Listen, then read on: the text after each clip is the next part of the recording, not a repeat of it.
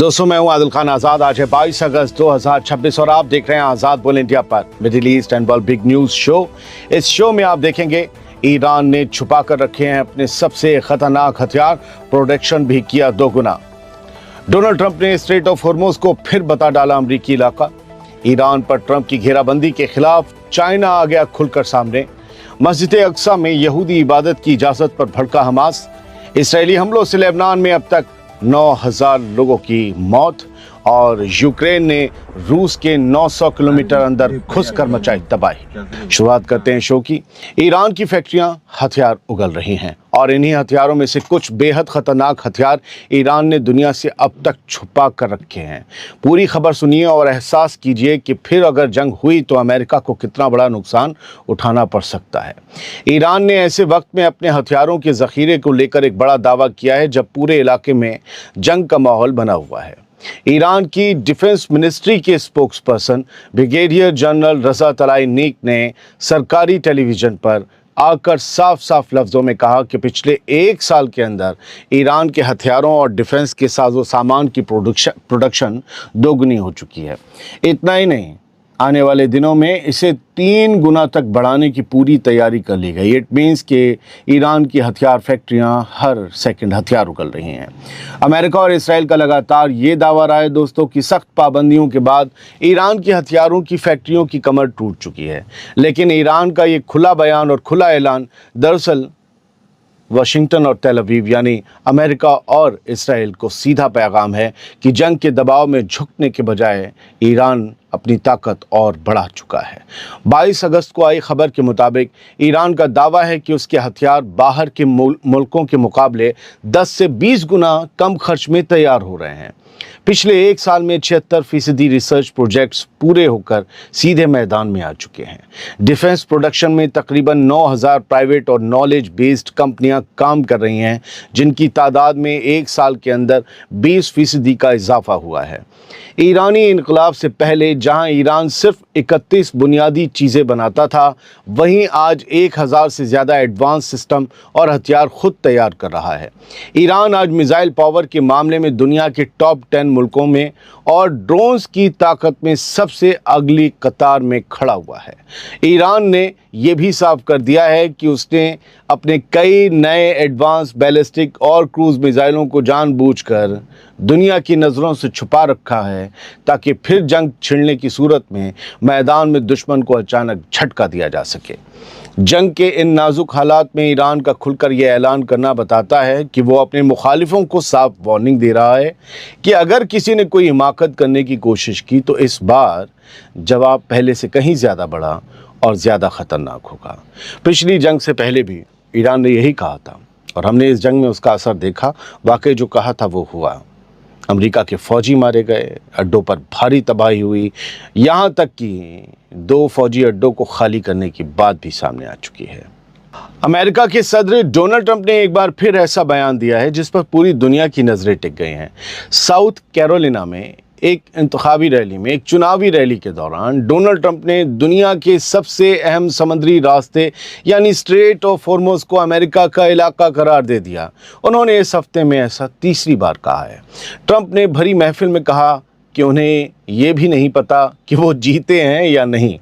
मतलब हम फतह हुए या नहीं ये हमें नहीं पता, लेकिन इस वक्त स्ट्रेट ऑफ हॉर्मुज को अमेरिका की प्रॉपर्टी यानी अमरीकी टेरिटरी ज़रूर मानते हैं। वो खुद ट्रंप कह रहे हैं। बात सिर्फ यहीं तक नहीं रुकी, बल्कि अपनी तकरीर के दौरान डोनाल्ड ट्रंप ने ईरान पर बमबारी करने को लेकर मजाक भी उड़ाया। ट्रंप ने कहा कि आज जुम्मे की रात है और उनके पास काफ़ी वक्त है, तो क्या उन्हें वापस जाकर ईरान पर थोड़ी बमबारी और करनी चाहिए। दोस्तों, ये बयान अमेरिका में जुमे की रात उस वक्त सामने आया जब हमारे यहाँ 22 अगस्त की सुबह हो चुकी थी। फासला बहुत लंबा है ना, घंटों का। रात के वक्त ٹرمپ کس موڈ یا کس سرور میں ہوتے ہیں یہ کہنا مشکل ہے دوستو، لیکن انہوں نے ایک جھٹکے میں اس سمندری راستے کو اپنی ملکیت بتا دیا جہاں سے دنیا کا بڑا تیل گزرتا ہے اور جہاں ایران نے کئی جہازوں میں چھید کر ڈالے ہیں۔ حقیقت یہ ہے دوستو کہ امریکہ اس وقت ایران کی سمندری ناکے بندی کرنے میں جٹا ہوا ہے اور جنگ کو ختم کرنے کے راستے تلاش رہا ہے۔ ایسے نازک ماحول میں کسی دوسرے ملک کی سرحد سے جڑے گلوبل واٹر وے کو اپنی پراپرٹی کہنا زمینی حقیقت سے زیادہ سیاسی بیان بازی نظر آتا ہے۔ آپ اسے مہامانو کی طرح جملے بازی کرنا بھی کہہ سکتے ہیں۔ آخر ٹرمپ بھی تو ایک چناوی ریلی میں ہی بول رہے تھے۔ بولنے میں تو بس یہ گوشت کا لوتھڑا یعنی زبان ہی تو ہلانی پڑتی ہے، کوئی بھی ہلا دیتا ہے، لاکھوں لا دیں گے، یہ کر دیں گے، چاند تارے تمہاری، یہ سب کہتے ہیں۔ فی الحال اب دیکھنا یہ ہوگا کہ کیا امریکی فوج یا اس کے جہاز اسٹریٹ آف ہارمز میں بنا کسی خوف اور بنا کسی حفاظت کے سچ میں آ جا سکتے ہیں، کیونکہ ٹرمپ کے بقول یہ علاقہ تو ان کا ہے، اپنے گھر میں تو کوئی بنا جھجک کے آنا چاہیے نا۔ دیکھتے ہیں، آگے بڑھتے ہیں۔ ایران کے ساتھ چائنا پوری مضبوطی سے کھڑا ہو گیا ہے۔ 24 گھنٹے کے اندر یہ دوسری بار ہوا ہے جب چین اتنی مضبوطی سے پھر کھڑا ہو گیا، یعنی بیان کے ذریعے۔ چین نے ایران پر امریکہ کی نئی پابندیوں کی بے حد سخت لفظوں میں مخالفت کی ہے۔ چائنا نے خاموش لفظوں میں امریکہ کو وارننگ بھی دے ڈالی ہے۔ امریکہ کے صدر ڈونلڈ ٹرمپ کی طرف سے ایران کے خلاف اکنامک ڈی ڈے کی دھمکی یعنی آرتھک تباہی کی دھمکی کو چین نے صاف طور پر خارج کر دیا ہے۔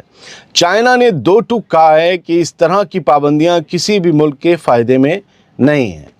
بیجنگ نے واشنگٹن کی اکنامک مہم کو پیچھے دھکیلتے ہوئے بات چیت اور سیاسی حل کے ذریعے ایران کے مسئلے کو سلجھانے پر زور دیا ہے۔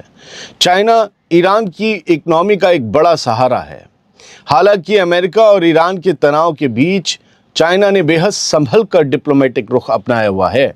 چائنا دونوں ہی طرف بات چیت کے راستے کھلے رکھے ہوئے ہے، لیکن یہ طے ہے کہ جو ٹرمپ چاہتے ہیں ایران کے ساتھ کرنا، وہ پردے کے پیچھے رہ کر چائنا کبھی ہونے نہیں دے گا، کیونکہ چائنا کا بہت بڑا کاروبار ایران سے ہے اور مڈل ایسٹ میں ایران جیسا چائنا کے پاس ایک ایسا دوست ہے جو امریکہ کی دادا گیری کے سامنے ڈٹ کر کھڑا ہوتا ہے، مقابلہ کرتا ہے۔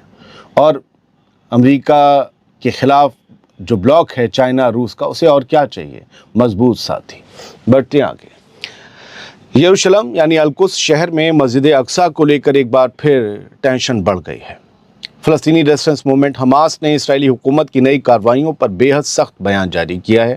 دراصل اسرائیلی پولیس نے مسجد اقصیٰ کے احاطے میں یہودی مذہبی کتابوں کو لے جانے اور باقاعدہ تالمودک جو رسمیں ہوتی ہیں یہودی کی، انہیں پبلکلی کرنے کی اجازت دے دی ہے، جو ان کی عبادتوں سے۔